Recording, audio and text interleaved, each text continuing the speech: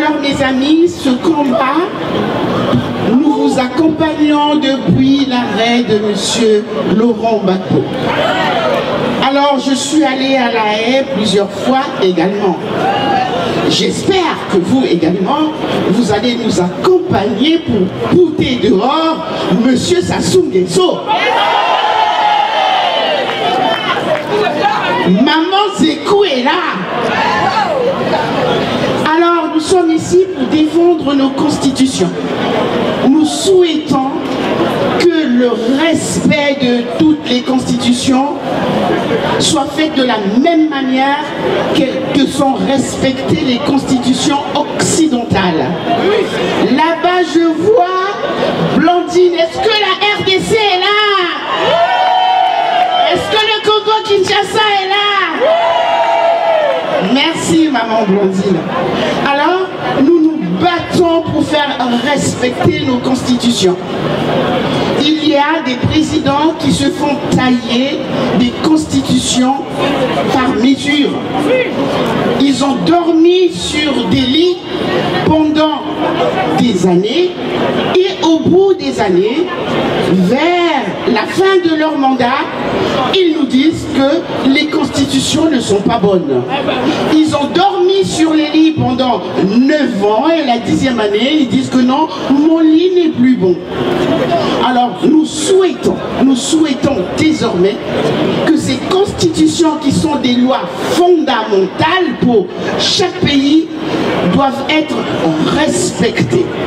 C'est le cas de notre pays, le Congo-Brazzaville, où M. Sassou Nguesso, qui est là depuis une trentaine d'années, alors qu'il est pratiquement à la fin de son mandat, il pense qu'il faille changer de constitution.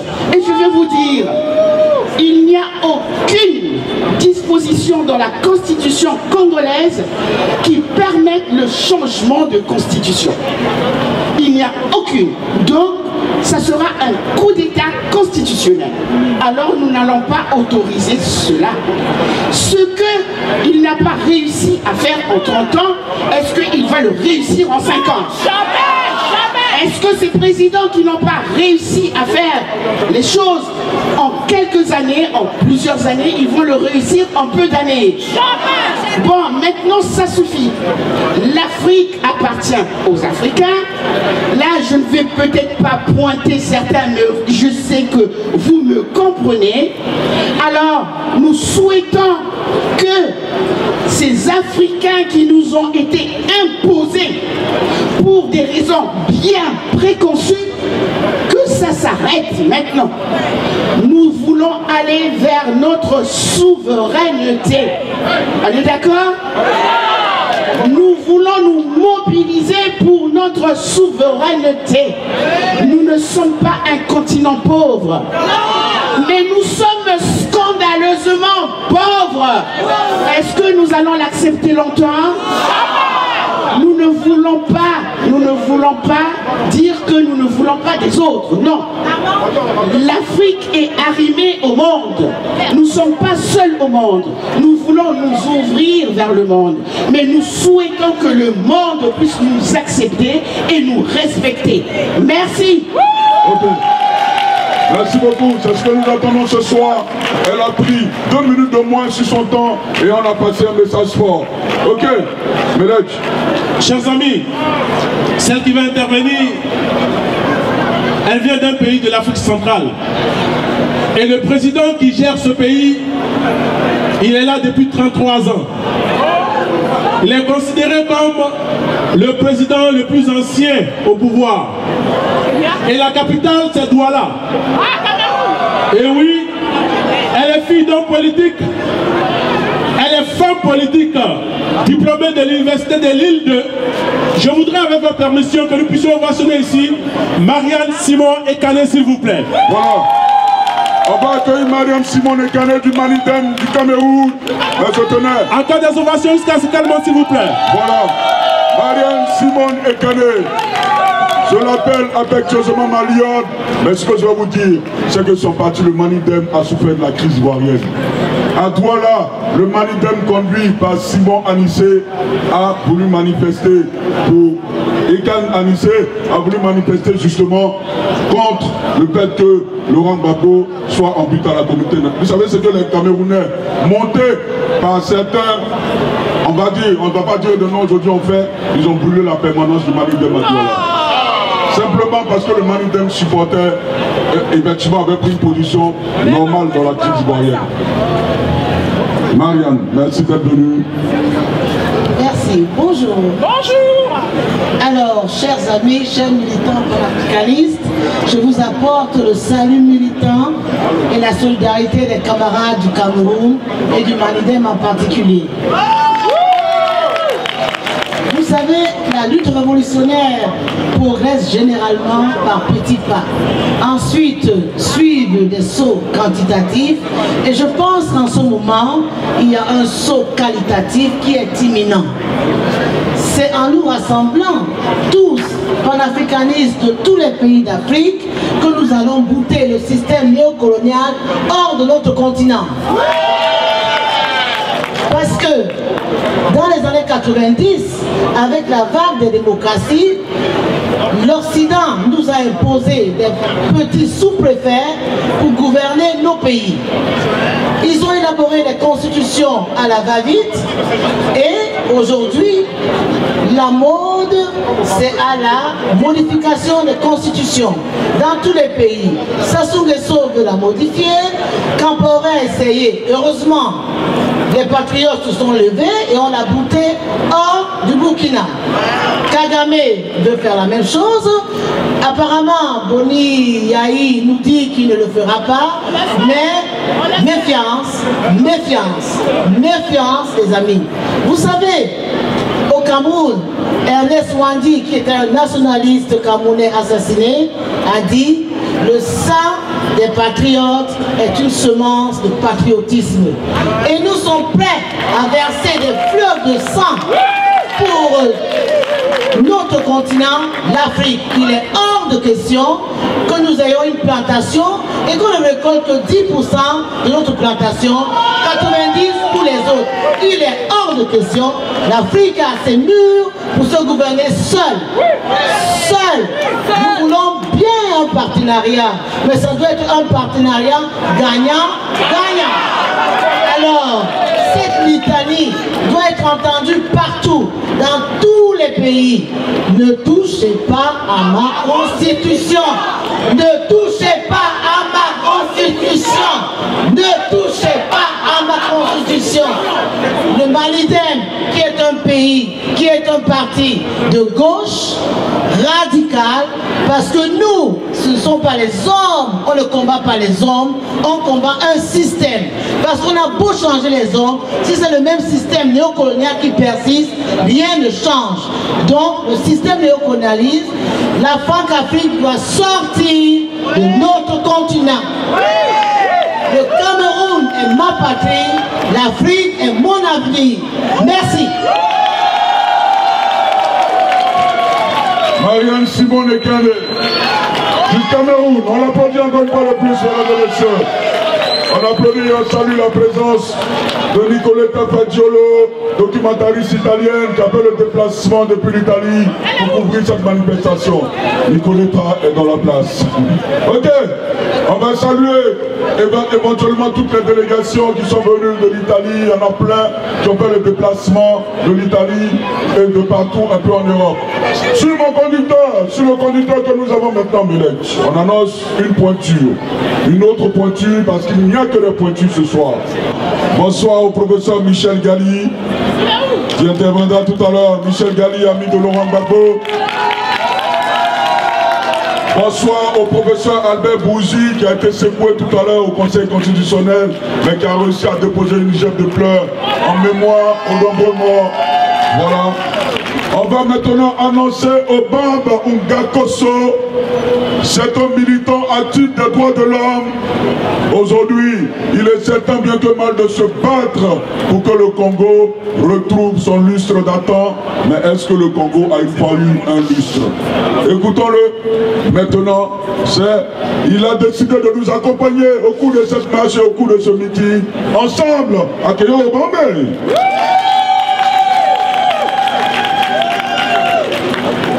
Chers compatriotes, bonsoir. Recevez le salut de la Ligue panafricaine Umoja. J'ai un passeport congolais, certes, mais je suis ici au nom d'une organisation panafricaniste. Nous avons décidé de dépasser les clivages de Berlin. Toutes ces frontières qui ont été tracées sans notre consentement à Berlin, nous ne les reconnaissons pas. Je n'ai pas devant moi des Ivoiriens, des Camerounais ou des Sénégalais, mais j'ai des enfants, des fils et des filles d'Afrique. Des fils et des filles d'Afrique qui ont décidé de laisser leurs appartements, leurs pavillons, leurs maisons pour braver la pluie, pour braver les autorités, pour braver la police et dire non, car le temps de la soumission est derrière nous. Il n'est pas maintenant, il n'est pas devant, il est derrière nous. Mais si je vous remercie, j'ai quand même une toute petite pointe de regret. Pourquoi? Nos frères ivoiriens nous ont invités ici, parlons de la Côte d'Ivoire parce que ça existe. On ne va pas nier le fait. Ils nous ont invités, les problèmes de la Côte d'Ivoire, nous les connaissons. Ces problèmes ne sont pas réglés, mais moi j'ai l'impression, quand je vous vois, que je suis content, mais je suis en même temps triste, parce que les Africains, beaucoup sont restés chez eux. Comme si les problèmes de la Côte d'Ivoire ne les concernaient pas, comme si les problèmes de la Côte d'Ivoire étaient réglés. Les problèmes ivoiriens ne sont pas réglés. Il y a un homme aujourd'hui qui est en prison avec un compagnon de lutte. Il y a des Ivoiriens qui se font tuer tous les jours en Côte d'Ivoire. Il y a des Ivoiriens qui sont en prison, qui se font emprisonner tous les jours.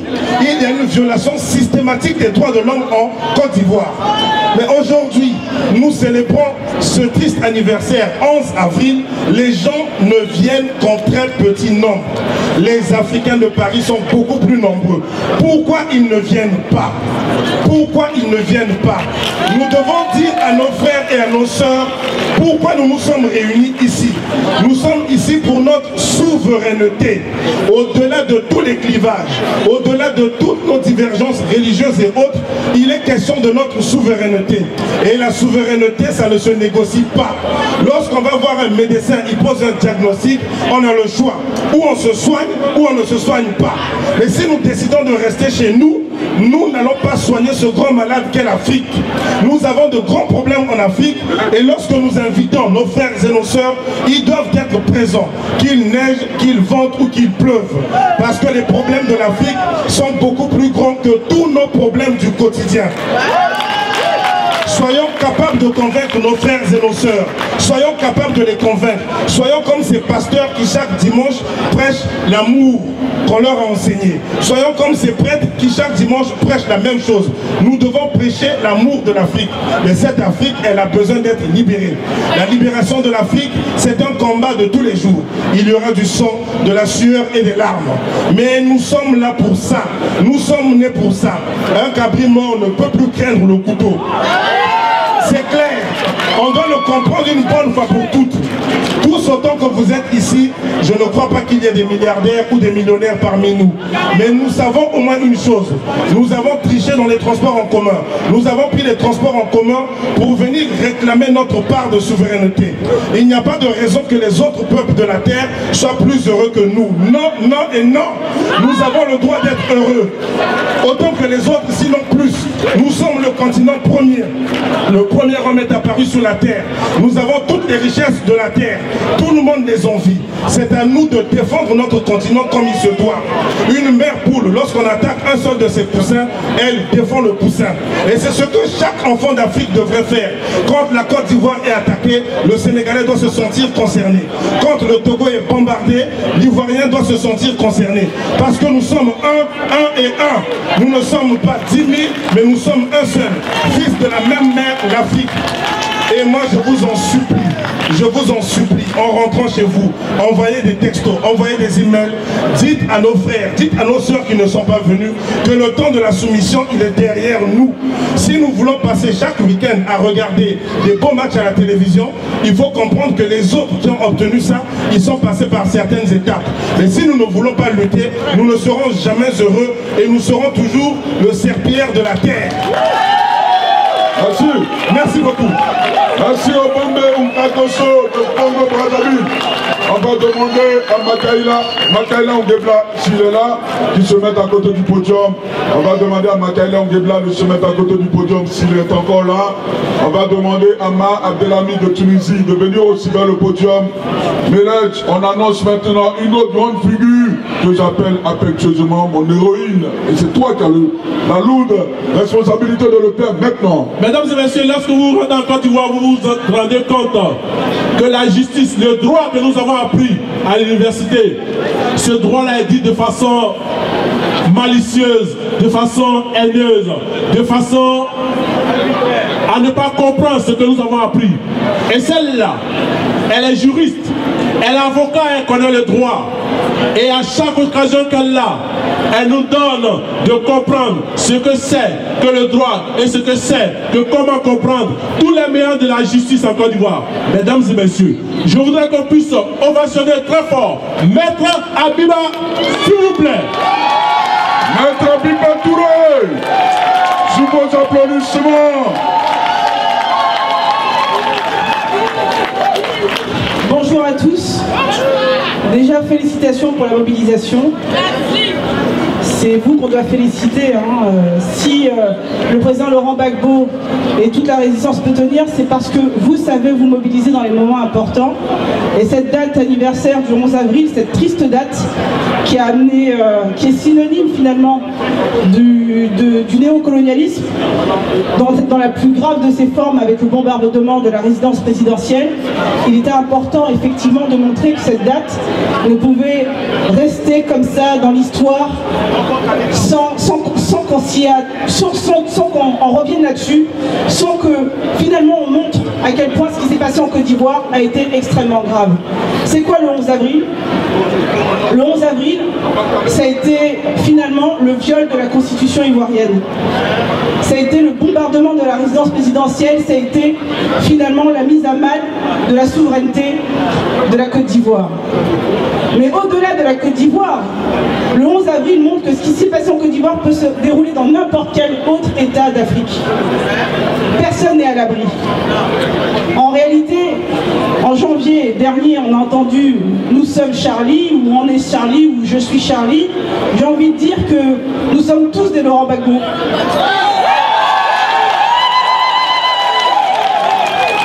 Nous sommes tous des Laurent Gbagbo car nous tous nous tenons à la souveraineté de nos États.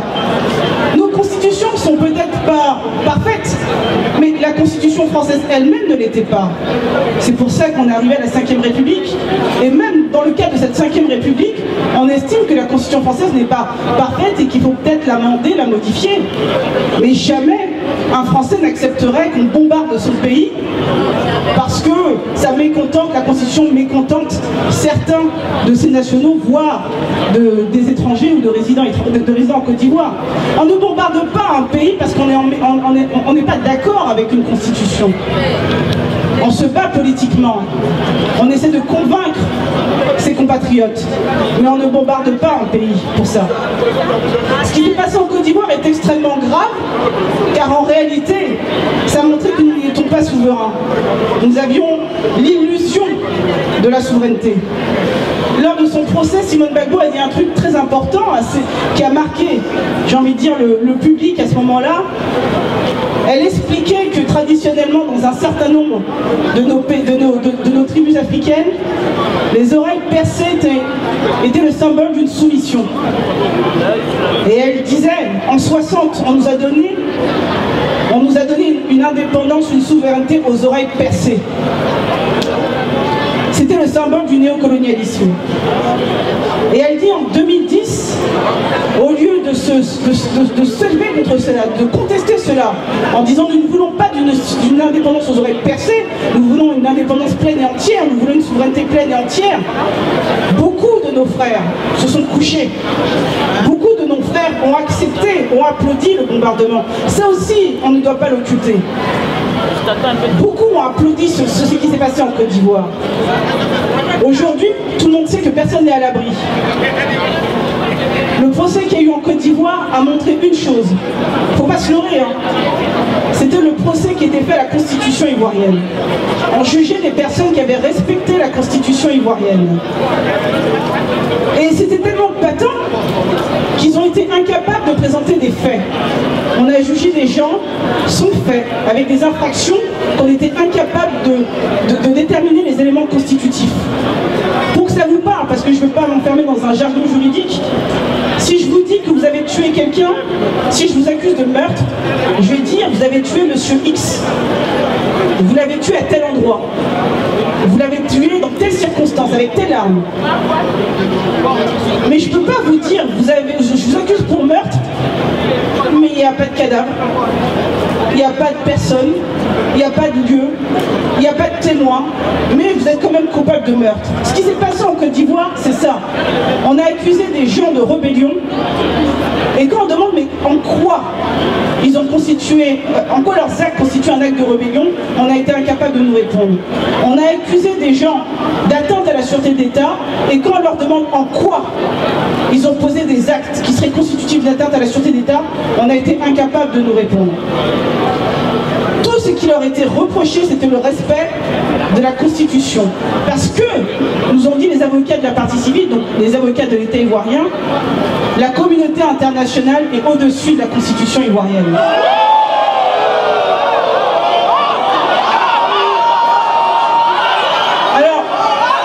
Alors à ça, bien évidemment, la première dame a répondu deux choses. Premièrement, oh honte. Et elle a répondu une deuxième chose. Elle a invité ces personnes à prendre attache, à retourner à l'école, à revoir dans leurs livres de droit, à revisiter leurs cours de droit pour savoir qu'on ne peut pas foutre une constitution au nom d'une communauté internationale. Et puis parlons-en pour cette communauté internationale. C'est quoi la communauté internationale dans le cas de la Côte d'Ivoire? C'est la France. Bon, je veux bien, mais une communauté internationale. Bon, si vous voulez, avec les États-Unis, donc en plus, comment deux États, comment un État comme la France peut représenter la communauté internationale dans son entier? Et puis je vais attirer votre attention sur un autre point. On nous a expliqué que la communauté internationale, via la France, est intervenue en Côte d'Ivoire pour instaurer la paix et la démocratie. Bon. Quand vous voyez le fonctionnement des Nations Unies, est-ce que c'est un fonctionnement démocratique? Est-ce que 5 membres permanents du Conseil de sécurité, dont la France, les États-Unis, la Russie et la Chine, et qui décident pour l'ensemble du monde entier, c'est ça la démocratie? Comment une institution qui est incapable d'instaurer la démocratie dans son propre fonctionnement peut-elle instaurer la démocratie ailleurs? Mais surtout, où est-ce que la France est intervenue? Où est-ce que la France est intervenue et qu'elle a instauré la paix et la démocratie? Dans quel pays la France est intervenue et elle a instauré la paix et la démocratie? Dans quel pays la communauté internationale est intervenue et elle a instauré la paix et la démocratie? La démocratie, elle ne s'impose pas par des bombes. La paix, ça ne s'impose pas par des bombes. C'est aux États, c'est au peuple de se prendre en main pour instaurer le système qu'ils veulent. C'est le message pour me faire passer. La France, en réalité, quand je dis la France, bon, je veux dire l'État français en réalité, parce que c'est pas les Français le problème, c'est l'État français qui a été problématique à ce moment-là. On ne peut pas faire du copier-coller. On ne peut pas venir dire, bon, nous, ce qu'on va décider ici, dans nos salons parisiens, on va vous l'imposer chez vous. Une démocratie, on nous parle d'une démocratie où on condamne des gens sans preuve, sans fait. C'est ça la démocratie. On a bombardé la Côte d'Ivoire pour ça. On a bombardé la Côte d'Ivoire pour que tous les jours jour, on piétine la constitution ivoirienne? Non, on a installé quelqu'un qui faisait les intérêts d'une minorité. Mais c'était certainement pas dans l'intérêt des Ivoiriens. Mais je pense qu'il ne faut pas qu'on limite ça à la situation de la Côte d'Ivoire. Parce que, vous savez, j'ai circulé dans pas mal de pays d'Afrique et le cas de la Côte d'Ivoire a sensibilisé beaucoup de nos frères africains. On doit aussi être sensibilisé à ce qui se passe chez nos frères dans les autres pays. Comme eux sont sensibilisés par ce qui se passe, par ce qui s'est passé en Côte d'Ivoire. Quand on dit nous sommes tous Laurent Gbagbo, c'est parce que nous voulons tous la liberté, l'indépendance et une vraie démocratie dans nos pays, mais à l'ivoirienne, à l'africaine. On ne peut pas accepter, on n'acceptera jamais au demeurant que d'autres viennent nous dire qui doit être notre chef d'État. Qui doit gouverner Chine? On ne règle pas un processus électoral en bombardant un pays. Vous avez bombardé, vous avez gagné, certes, une guerre militaire. Ils ont peut-être gagné cette guerre-là, ce combat militaire-là. Mais le combat de la conviction, ils l'ont perdu. Si 5 ans après, on se pose la question de qui a gagné les élections, c'est qu'ils ont perdu. Dernière chose. Parce qu'on vous parle souvent du Conseil constitutionnel, de la décision, monsieur Ouattara se présente comme le président de la République en disant bon voilà, mais le Conseil s'est trompé et puis m'a rendu une décision. Regardez bien les 2 décisions du Conseil constitutionnel. Regardez bien les 2 décisions, je vous invite vraiment à le faire. Le Conseil constitutionnel a dit une seule fois, et il n'est jamais revenu là-dessus, que celui qui a gagné les élections présidentielles, c'est Laurent Gbagbo. Le Conseil constitutionnel, dans sa 2e décision, a dit quoi? Et si vous la lisez, il dit bon, comme vous dites que Ouattara est le président de la République, bon, je prends acte et je proclame Ouattara président de la République. Mais pourquoi c'est aberrant? C'est que le Conseil constitutionnel, il ne proclame pas un président de la République. Le Conseil constitutionnel, il proclame le vainqueur des élections présidentielles. Donc quand on voit la 2e décision du Conseil constitutionnel, ça montre juste l'absurdité du système. Comment un Conseil constitutionnel qui proclame un vainqueur à une élection présidentielle, bon, sous la pression de la communauté internationale, il se pose, il dit bon bah je proclame Ouattara président de la République. Mais Ouattara n'a pas eu la constitution ivoirienne. Dans quel article il est dit que le Conseil constitutionnel proclame? Le Conseil constitutionnel ne proclame pas un président de la République parce que c'est le peuple qui décide qui est élu. Le Conseil constitutionnel ne fait que constater qui a gagné les élections présidentielles. Et le Conseil constitutionnel l'a fait. Il est important de revenir là-dessus parce qu'on veut trop éluder cette question-là en disant bon, la question de qui a gagné, c'est passé. Ce n'est pas passé, hein. Ce n'est pas passé. Si on est là, c'est parce que ce n'est pas passé. Ils ont beau baisser la tête, tourner le regard, dire tout ce qu'ils veulent là. Laurent Gbagbo a gagné les élections présidentielles en 2010. C'est ce qui restera aux yeux de l'histoire, c'est ce qui restera même à l'examen des décisions du Conseil constitutionnel. Parce que je défie n'importe quel juriste de me soutenir le contraire à l'examen des 2 décisions. Qu'on ne dupe pas les Ivoiriens, qu'on ne fasse pas insulte à notre intelligence. Nous là, on connaît le papier comme les blancs, non? Bon.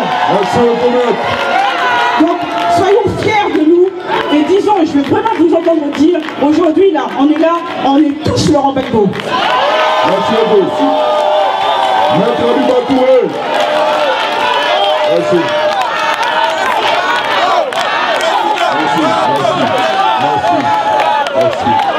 Merci beaucoup. Merci. Merci beaucoup. Mesdames et messieurs, bonsoir et merci d'être là. Merci à vous tous, mesdames et messieurs. Accueillons ensemble avec vos applaudissements, bien sûr. On va le présenter parce qu'aujourd'hui, il est juste venu nous saluer et tâter le pouls pour que la prochaine fois, il soit véritablement avec nous. Je voudrais qu'on salue et qu'on applaudisse Doumbia Major. Merci beaucoup. Merci mon frère. Merci beaucoup. Merci. Je te donne, ce n'était pas prévu dans le conducteur. Je te donne juste 1 minute pour parler à tes frères sous leurs applaudissements. Merci.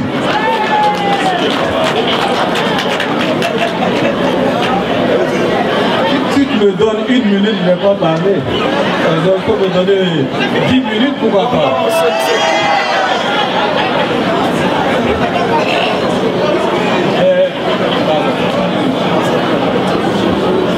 Alors, chers compatriotes africains, parce qu'on m'a dit que c'est une marche panafricaine, alors quand j'ai été invité, j'ai dit je viens parce que partout où on parle d'Afrique, j'arrive parce que l'Afrique c'est d'abord ma patrie.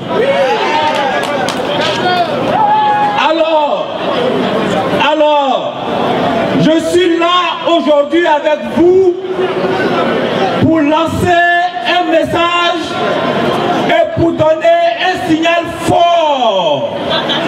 Pour donner un signal fort, un signal d'unité nationale et un signal de réconciliation. Je voudrais donner ce signal de réconciliation pour montrer aux Ivoiriens qu'aujourd'hui nous sommes unis. Nous sommes unis et qu'il y a un problème en Côte d'Ivoire et que ce problème c'est Alassane Dramane Ouattara. Je voudrais dire aux Ivoiriens que le seul problème aujourd'hui que nous avons a un nom. Ce nom c'est Alassane Dramane Ouattara. Alors chers compatriotes, on nous parle de venir parler des constitutions et des tripatouillages dans les constitutions. J'ai dit ici en France, la constitution de la 5e République a connu 25 modifications. Mais ce ne sont pas des modifications qui ont été faites pour un individu ni contre un individu. Ce ne sont pas des modifications qui ont été faites pour qu'un individu se perpétue au pouvoir. Alors nous disons, oui, on peut faire des modifications de constitution, mais on ne peut pas faire des modifications de constitution pour un individu, pour qu'il reste au pouvoir, pour qu'il maintienne un système dictatorial contre un peuple. Voilà donc la première vérité que je voulais soumettre. Et la deuxième vérité que je voudrais soumettre est celle-ci. En Côte d'Ivoire aujourd'hui, la réconciliation est effective. La réconciliation est effective parce que chaque jour, nous discutons, nous nous appelons, j'appelle Michel Gbagbo, nous discutons, j'appelle Damana Picasse, nous discutons, j'appelle les autres camarades avec lesquels nous sommes dans une coalition, la nouvelle coalition pour changer la Côte d'Ivoire. Aujourd'hui, nous sommes ensemble, comme des frères, comme des sœurs. Mais où est le problème? Le problème, c'est que Alassane Ouattara ne veut pas que les Ivoiriens s'unissent parce qu'il profite de la division pour maintenir un système de vol, de pillage de nos ressources, un système pour enrichir son clan, sa famille et ses amis qui sont en Occident. Alors, ce serait une erreur si nous restons dans la division. Ce serait une erreur si nous continuons de nous battre entre nous alors que nous les laissons la place pour nous voler, nous maintenir dans la pauvreté, nous maintenir dans un système qui est inacceptable. Il faut l'unité. Cette unité est faite autour d'une nouvelle charte. Nous avons mis en place une charte et c'est avec cette charte que nous irons au combat désormais. Quel est le contenu de cette charte? Nous avons dit, nous ne sommes pas d'accord pour que des fils du pays soient en exil. C'est écrit noir sur blanc dans la charte. Nous ne sommes pas d'accord pour que des fils du pays soient déportés. C'est écrit noir sur blanc dans la charte. Nous ne sommes pas d'accord pour que des fils du pays soient en prison en Côte d'Ivoire pour leur opinion. C'est écrit noir sur blanc dans la charte. Et donc, avec le FPI d'Aboudraman Sangaré, pas le FPI d'Afingessa, mais avec le FPI d'Aboudraman Sangaré, nous allons mener ce combat ensemble pour la libération totale de la Côte d'Ivoire. Camarades, je voulais vous remercier et vous dire que désormais nous sommes un pour le combat. La réconciliation est faite avec mon frère Charles Blé Goudé. La réconciliation est faite avec nos frères et notre père Laurent Gbagbo. Et désormais, les fils et les filles de ce pays sont un pour un nouveau combat, que le combat de la libération de la Côte d'Ivoire. Je vous remercie. Merci beaucoup, Major. Merci. L'ennemi commun aujourd'hui en Côte d'Ivoire, c'est Alassane Dramane Ouattara. Si ceux qui ont pris des armes hier pour conduire un combat qui était inique et cynique ont compris, mesdames et messieurs, il faut que nous nous unissions. On va applaudir Doubia Major encore une fois de plus. Merci. Il est français, il est politologue, professeur de géopolitique. Je voudrais qu'on puisse accueillir ici et ovationner très fort Monsieur Michel Gali, s'il vous plaît. Le professeur Michel Gali. Le professeur Michel Gali, ami de Laurent Gbagbo, politologue français, s'adresse maintenant à vous. On se calme, on écoute Michel Gali. Bonsoir à tous, merci de me donner la parole. C'est vrai que j'ai préparé un petit papier, je vais essayer de m'en éloigner. Je voudrais vous féliciter tous. J'avais prévu dans mon exposé, et je vais peut-être commencer par là. Votre combat n'est pas certainement d'ethnie, de nationalité, encore moins de race. Nous sommes quelques-uns ici, mais nous sommes beaucoup à vous soutenir, non seulement pour la Côte d'Ivoire, mais contre la France-Afrique. Ce système de combination de violence récurrente, il faut replacer ce que j'ai nommé à l'époque le coup d'État franco-onusien du 11 avril 2011 dans une continuité. Et cette continuité, c'est 50 interventions militaires françaises depuis les pseudo-indépendances de 1960. C'est ça le cœur de la France-Afrique. C'est au sein des institutions de l'État français ce complexe militaro-colonial qui sans cesse recommence sous des prétextes divers et variés à nier, à dénier, à détruire la légitimité des États africains, le peu qu'il y en a. Ce n'est pas par hasard si je participais avec d'autres de divers pays, avec l'ambassadeur Pierre Kipré, qu'il faut saluer là où il est, dans sa retraite, aux 5 colloques du cinquantenaire des indépendances.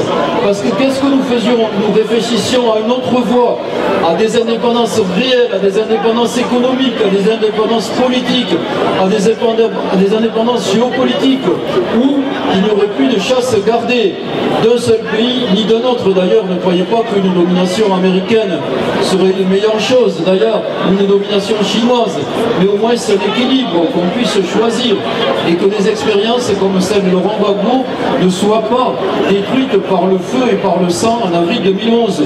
Parce que là aussi, qui sait dans la presse française, qui sait parmi les citoyens français, les milliers de morts qu'il y a eu, que nous avons essayé, avec nos maigres moyens, de recenser depuis 2002 au nord du pays, qui connaît le carnage d'Abidjan, les colonnes infernales en pays bêté, en pays atier, que j'ai estimé à des milliers et des milliers de morts, peut-être entre 5 et 10 000, depuis 2002 jusqu'au mois terrible, après avril 2011, qui connaît le millier de prisonniers politiques, leurs conditions de vie, dont nous nous sommes occupés comme nous avons pu, et ils sont encore 400 dans les geôles et les centres de torture, les camps de détention d'Alassane Ouattara. C'est tout ça un exemple parmi d'autres de la France-Afrique. C'est contre ça, et je regrette qu'il n'y en ait pas plus, non seulement de mes compatriotes, mais des partis qui les représentent, à de partis français qui sont contre ce système d'inégalité et de violence. Alors, je voudrais dire, par rapport à l'intervention de Maître Abiba Touré, que c'est le contraire de cette fiction juridique qui est le système des Nations Unies. En principe, ce sont des États sur un plan d'égalité, malgré effectivement le Conseil de sécurité et des rapports internes inégaux. Chaque pays a soi-disant son indépendance, sa légitimité. Et bien c'est ça qui a été détruit, cette fiction juridique, en avril 2011. C'est sous le thème généreux mais fictif de la responsabilité de protéger qu'a eu lieu le coup d'État franco-onusien. Et cette fiction, grâce à vous, éclate au grand jour. Je voudrais dire, pour finir, parce qu'en principe on a un temps très limité, que votre mobilisation est exemplaire. Après cette marche, après la pluie, c'est rien pour vous. Vous avez fait ça pendant 4 ans. Vous êtes allé à La Haye, chaque week-end ou presque, vous êtes manifesté, vous êtes mobilisé avec des camarades d'autres pays comme aujourd'hui. Et ça, comme politologue, je peux vous dire, c'est exceptionnel. C'est exemplaire. C'est grâce à votre mobilisation qu'un jour, on pourra dire que vous étiez dans le sens de l'histoire et que c'était Laurent Gbagbo qui avait gagné les élections et que c'était lui qui était légitime et non pas son adversaire. Voilà ce que je voulais apporter de la part de mes camarades français qui, même s'ils ne sont pas là, vous approuvent, vous soutiennent et continueront jusqu'à la libération de votre président qui, je le pense, est proche. Merci beaucoup. Merci, professeur Michel Galli. Armand, je voudrais, s'il vous plaît, je voudrais faire la précision suivante. Avant la fin de la cérémonie, il y aura un message du président Laurent Gbagbo qui sera dit par le représentant du président à cette cérémonie. Restons concentrés et restons utiles. Le meilleur arrive. De toute façon, on n'a pas fait un programme au hasard. Le meilleur arrive. On a le représentant du président de la République qui est là. On a des ministres de Laurent Gbagbo qui sont là. Mais aussi, on a des personnalités qui sont venues de plusieurs pays qui, à leur humble niveau, même le combat de... Je vais aussi annoncer que le Parti communiste prendra la parole tout à l'heure. C'est prévu dans notre conducteur, s'ils sont encore là. Je voudrais qu'on accueille Ma Abdelhamid de Tunisie. Voilà. Ma Abdelhamid de Tunisie. Elle a décidé de commencer en arabe et de terminer en français. Ma Abdelhamid de Tunisie. Militante des droits de l'homme. Bonsoir Ma. Bonsoir. Salam alaikum. J'aurais bien aimé en fait m'exprimer dans mon dialecte tunisien, issu de l'arabe, mais aussi à beaucoup de vocabulaire amazigh, pour dire aussi que l'Afrique, c'est un continent de métissage, c'est un continent là où il y a plusieurs civilisations qui ont passé par là. Je veux mettre l'accent, je vais être bref, comme j'ai 2 minutes, je vais mettre l'accent sur 3 points. D'abord, je veux passer le message à mes congénères et à mes concitoyens tunisiens, et aussi en fait le Maghreb, qui sont dans le déni, qui ne veulent pas reconnaître que le Maghreb est africain. Je veux dire, je suis désolée, mes chers, le Maghreb, la Tunisie sont africains. Et c'est la Tunisie, anciennement appelée Ifriqiya, qui a donné son nom à l'Afrique. Donc, désolé, vous ne pouvez pas changer l'histoire. Vous ne pouvez non plus, en fait, changer la géographie. La Tunisie et le Maghreb sont au cœur, justement, à la tête du continent africain. Pour être honnête aussi avec moi-même et avec tout le monde, je vais dire qu'aujourd'hui je suis là, c'est pas pour soutenir en fait ceux qui sont les dirigeants de pays africains, non plus ceux qui ont été dirigeants de pays africains, mais je suis là pour soutenir mon peuple africain dont je fais partie. Et parce que vous savez très bien qu'il y a beaucoup de dirigeants africains qui sont eux-mêmes violés les constitutions de leur peuple. Ils étaient contre la volonté du peuple africain. Donc si je suis là aujourd'hui, c'est pour appeler au respect de notre constitution, de constitution du peuple africain, et pas pour soutenir vraiment les dirigeants. Et puis, je passe en fait aussi le message aux anciens colonisateurs pour dire qu'aujourd'hui l'Afrique est libre. Aujourd'hui, l'Afrique est indépendante. Et on en a marre de ce sens de paternalisme. Laissez le peuple africain prendre son chemin. Laissez le peuple africain choisir son destin vers l'union, vers le développement, vers la liberté. Merci. Abdelhamid de Tunisie. Merci beaucoup, Ma. Je parle sous le contrôle du professeur Gali qui s'est exprimé avant moi. Nous avons assisté à un coup d'État permanent. C'est un concept nouveau qui a duré de 2001. Je parle de l'épisode de la Mercedes noire, pour ceux qui connaissent, jusqu'à 2011, qui constitue l'épilogue tragique du coup d'État le plus long de l'histoire. Au cours de cette décennie, le président Gbagbo a utilisé tous les trésors de la diplomatie et de la concorde pour empêcher ceux qui se cachent derrière les rebelles pour agresser un pays dont le seul crime est d'avoir revendiqué au nom de tous les États d'Afrique la souveraineté. La souveraineté, c'est la possibilité de battre monnaie. Les pays africains ont le droit d'avoir leur monnaie. La souveraineté, c'est la possibilité pour un pays de maîtriser sa diplomatie. La diplomatie, c'est l'outil dont on se sert dans le concert des nations pour défendre ses intérêts et non pas les intérêts des autres pays. L'armée d'un pays, c'est un corps qui est chargé de protéger ses citoyens. Ce n'est pas un conglomérat de soldats perdus ou de supplétifs qui sont payés pour saigner leur propre peuple. On appelle ça une armée patriotique. Les Africains y ont droit. Les Africains ont droit enfin à la maîtrise de leur propre système éducatif.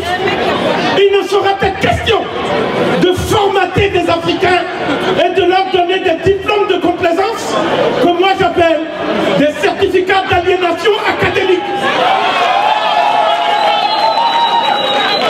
Les hommes qui ont levé la voix pour dire que l'Afrique n'est pas ce qu'on a dépecé sur une carte à Berlin en 1804, 1884, 1885. Parce qu'aucun représentant de l'Afrique n'était présent dans cette salle à Berlin. Donc, ces pays que nous revendiquons, ces pays pour lesquels nous sommes prêts à nous tuer, nous entretuer, ces pays ont été conçus ailleurs qu'en Afrique. Donc, lorsqu'on parle du Bénin, on parle d'un espace où on a le droit de saigner le peuple béninois. Mais le peuple béninois, c'est pas seulement le Bénin. Sinon, je ne m'appellerai pas Kovi. En Côte d'Ivoire, vous vous appelez Kouedi. C'est le même nom. Donc, ce sont les mêmes peuples. Les peuples de Grand Bassam, les Nzima, ce sont les mêmes qui sont au Ghana avec Kwame Nkrumah.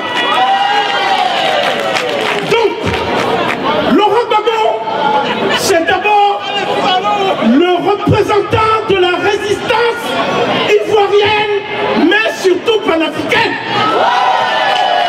Derrière Laurent Gbagbo, il y a tout un continent qui s'est mis en mouvement et qui s'est mis spontanément au chevet de cette Côte d'Ivoire qui est ensanglantée et endeuillée. Depuis que le 11 avril 2011, nous nous sommes réveillés en constatant que le ciel nous est tombé sur la tête. Il y a eu des mouvements spontanés partout en Afrique, dans les faubourgs d'Accra, dans les faubourgs de Kinshasa, dans les faubourgs de Cotonou. Mais que revendiquent ces jeunes de Kinshasa, de Dakar? Parce que ce sont les enfants de Laurent Gbagbo qui se sont constitués en une lame de fond qu'on appelle « Il y en a marre à Dakar », qu'on appelle le ballet citoyen à Ouagadougou. Et ces mouvements sont appelés à se généraliser partout où les dictateurs auraient la mauvaise idée de modifier et de tripatouiller les lois fondamentales, c'est-à-dire les constitutions. Le combat de Laurent Gbagbo est devenu de facto le combat d'une Afrique nouvelle. La France continue à traiter les Africains comme on traitait les hommes de 1930-1935. Elle n'a pas encore compris que c'est une nouvelle génération qui est au pouvoir en Afrique. Le vrai pouvoir en Afrique, c'est le pouvoir de la jeunesse. C'est l'avenir. Je voudrais donc saluer le combat énergique des femmes. Ce sont les femmes qui ont porté la résistance à Paris. Je suis témoin, je les ai vues à l'œuvre. Je ne vais pas les citer normalement, elles se reconnaîtront à travers mon discours. Il y a eu des querelles de leadership qui n'ont aucun sens, parce que les leaders sont portés en général par le peuple. Les leaders n'ont pas le droit de mettre leurs ambitions, le peuple au service de leurs ambitions plutôt que leurs ambitions au service du peuple. Ils se sont discrédités. Et le vrai leader aujourd'hui, c'est qui? C'est celui que tout le monde veut aller voir à La Haye. Tout le monde, tous les candidats potentiels aux élections présidentielles font le pied de grue pour aller voir Laurent Gbagbo à La Haye. Quelle leçon devons-nous tirer de cela? C'est parce que, en fait, la solution à la réconciliation en Côte d'Ivoire se trouve à La Haye. La solution se trouve dans la cellule de Laurent Gbagbo. Je veux parler de la triade africaine, osirienne. Je veux parler du père Laurent Gbagbo, de la mère Simone Gbagbo, mais aussi de mon frère, le frère de combat Charles Blé Goudé, que je soutiens depuis 2002 et que je continuerai à soutenir jusqu'à ce qu'il sorte de prison et qu'il soit accompagné triomphalement à Abidjan. Donc je termine. Alassane Dramane Ouattara a perdu la guerre. Parce que le peuple ivoirien, la véritable guerre se trouve dans son cœur. Le peuple n'est pas avec lui. Il dit qu'il est le président de la communauté internationale. Si c'est vrai, ça veut dire qu'il a été coopté par 3 pays. Parce que la Chine ne le connaît pas. Et les autres pays ne le connaissent pas. Donc c'est la France qui a poussé les autres pays à entrer en guerre contre Laurent Gbagbo. L'État français a perdu également la guerre après Alassane Ouattara. Ce que je vais vous dire, c'est une note d'espoir. Je ne parle pas à ceux qui ne sont pas venus à la manifestation. Je parle à ceux qui sont présents. Et je voudrais rendre hommage à un de nos aînés qui a plus de 88 ans. Ancien militant qui a connu Oumniobé, Ruben Oumniobé, qui a connu Wandé, qui a connu Osende Afana, qui a connu tous ceux qui sont morts pour l'indépendance de l'Afrique. Il s'agit du doyen que je vois là, le doyen Hilaire Minja Ndjolé. Je vous... Vive la Côte d'Ivoire! Vive l'Afrique! Vive les États-Unis d'Afrique! Vive Laurent Gbagbo! Mesdames et messieurs, avant d'annoncer une personnalité importante, je voudrais demander maintenant ici, parce que dans cette marche qu'on appelle aujourd'hui, on a voulu rendre hommage à quelqu'un de particulier. On a déjà annoncé Papa Hilaire, on ne va pas revenir sur lui. Mais aujourd'hui, on a voulu rendre tous les honneurs à Stanley Koutou Pragé. Stanley, est-ce que tu peux monter rapidement sur le podium avec nous? Et aujourd'hui, avec Stanley, nous saluons la mémoire de Yvette Stanley. Si elle était là aujourd'hui, on allait assister à ces grands écarts, on allait assister à ces danses. Stanley est désormais seul, mais pas vraiment, parce qu'il est avec nous tous. Est-ce qu'on peut applaudir Stanley Koutou Pragé? Stanley, est-ce que tu peux saluer, s'il te plaît? Merci beaucoup, mon frère. Merci d'être venu. Jacqueline Chamois, la maman de Michel Gbagbo, est restée dans la poule jusqu'à maintenant. On la salue. Merci aussi d'être venue, Madame Jacqueline Chamois. Merci beaucoup. Le prochain intervenant. Je vais appeler Steve. Le prochain intervenant. Je vais appeler Steve qui va présenter le prochain intervenant.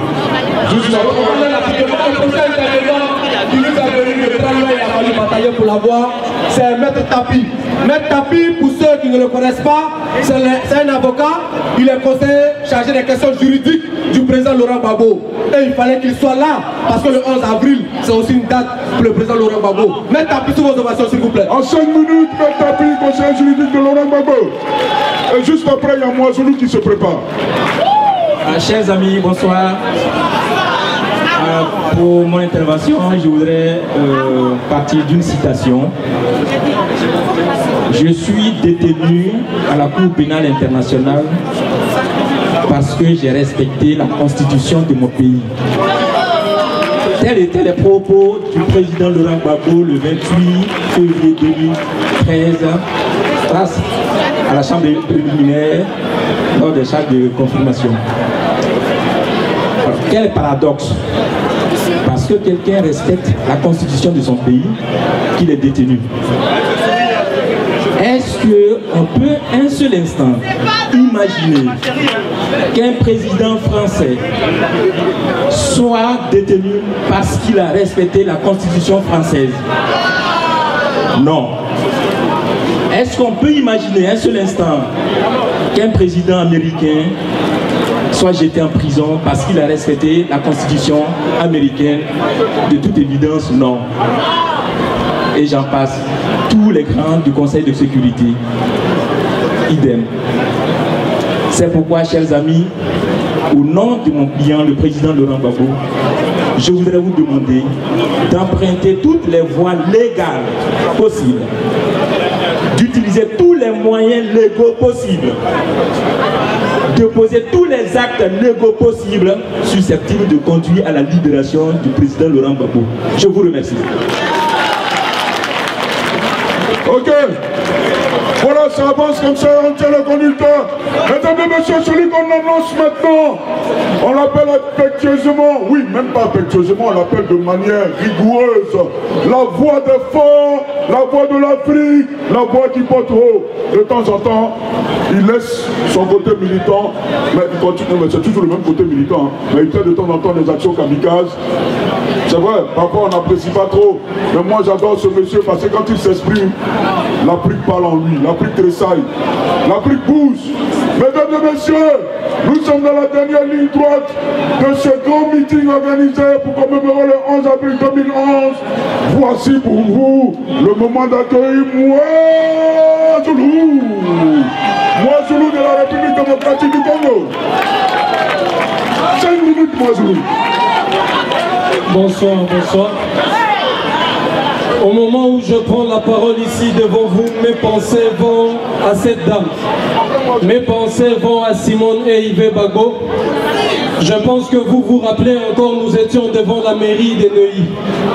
Nous avions vu ces images et nous avions dit qu'elle sortait et que sa robe et ses vêtements qui ont été déchirés ont été recousus. Et qu'elle marchait en toute dignité, avec le sourire dans ses lèvres. Vous avez vu ces images qui se sont réalisées. Beaucoup d'entre nous ont été peut-être sidérés. Beaucoup d'entre nous ont été peut-être touchés. Beaucoup d'entre nous ont été peut-être fragilisés lorsque vous avez entendu dire qu'elle a écopé de 20 ans de prison. Vous savez, vous le savez aussi bien que moi que c'est de l'injustice. Alors nous avions passé la première étape et je puis vous rassurer, gardez le cap et tenez-vous prêts parce que nous rentrerons dans la seconde étape. J'ai aujourd'hui une histoire à partager avec vous. Cette histoire, chers frères et camarades africaines, cette histoire, c'est que c'est passé le 11 avril. Le 11 avril 2011. Cette histoire n'était jusque-là que connue de la camarade Assou qui m'accompagne, ma bien-aimée. On était ce jour-là à l'ambassade de la République centrafricaine. Et ce jour, à l'ambassade de la République centrafricaine, il aurait fallu que je puisse m'entretenir avec l'ambassadeur. Au moment où cet entretien avait commencé, j'ai vu dans les écrans, j'ai vu les images qui défilaient. Et parmi ces images qui défilaient, j'ai vu que la personnalité physique et l'enveloppe du président Laurent Gbagbo étaient mises à mal.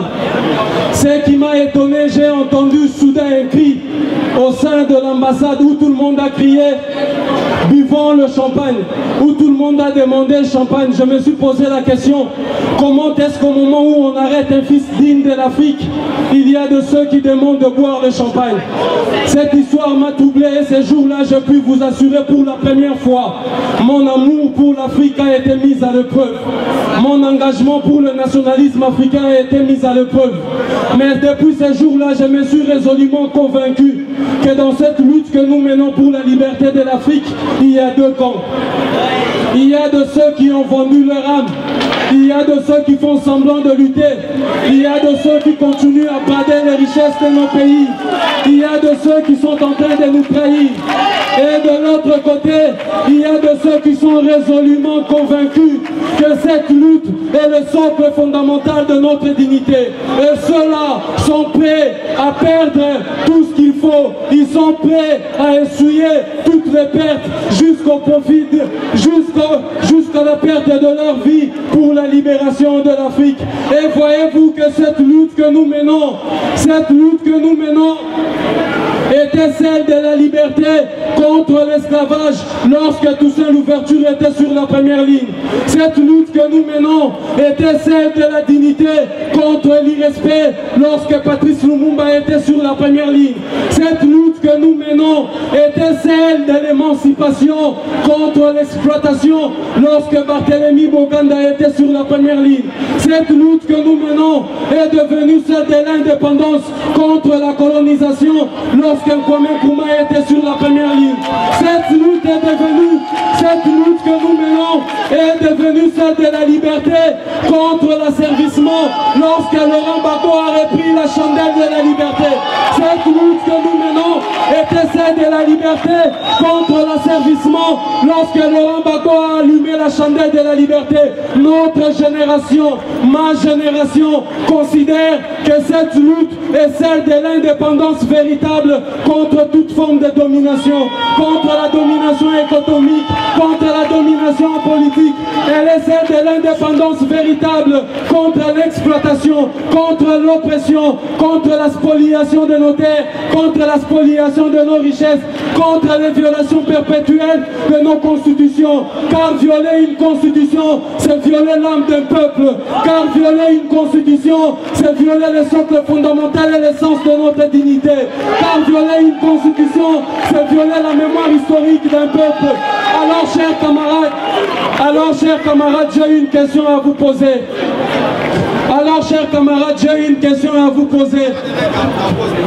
J'ai une question à vous poser. Alors quelle est la couleur de la dernière chemise portée par le président Marien Ngouabi au demandé à l'Élysée? Quelle est la dernière couleur de la chemise portée par Patrice Lumumba au demandé à l'Élysée? Quelle est la couleur de la dernière chemise portée par le président Sankara au demandé à l'Élysée? Quel est le nom de la première personne qui a violé la constitution tchadienne sous le président Tombalbaye au demandé à l'Élysée?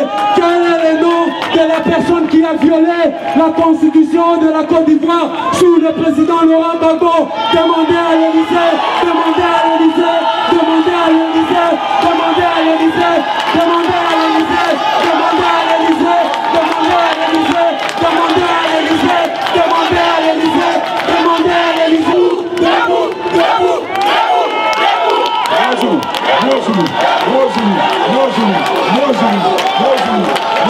Je vous remercie. Salut ensemble, salut les Africains, merci, merci Mouazoulou, merci mon frère. Merci Mouazoulou.